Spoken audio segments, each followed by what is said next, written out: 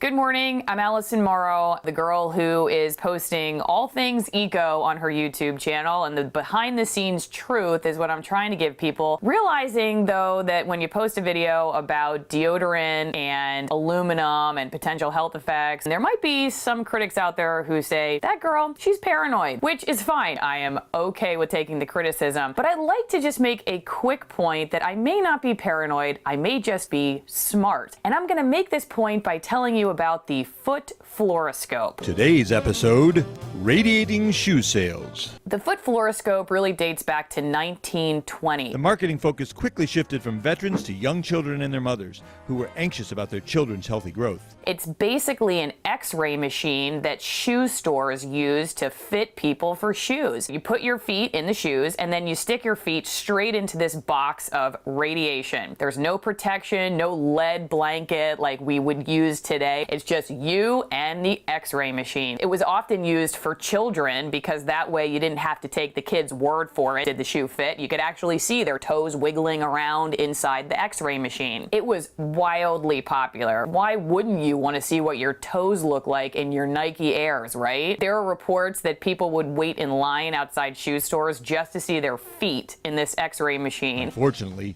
the machines not only didn't do what they promised, they exposed children, their parents, and store clerks to unhealthy doses of radiation. From 1920 all the way until 1970, these things were in use. It wasn't until 1950 even that radiologists started to say, maybe we shouldn't have people sticking their feet in direct radiation. And keep in mind, back then, the levels of radiation that were seen to be safe were way higher than what radiologists say today we should be exposed to. Some people think I'm really weird because at the airport, I always opt out of the millimeter wave detector. You know that thing where you have to put your arms up and it spins around on you? I even had a TSA agent once challenge me on it saying, don't you know that there's more radiation in your cell phone and in the airplane than you're getting from this millimeter wave detector? I just said, sir, do you know where your chicken comes from? And he looked at me very oddly, and that was the end of the conversation. What did people back then think about folks who were resistant to the foot fluoroscope? Did they think they were crazy too? As I was doing more research on these foot fluoroscopes, I came across this article by the National Institute of Health. It was written in 1950.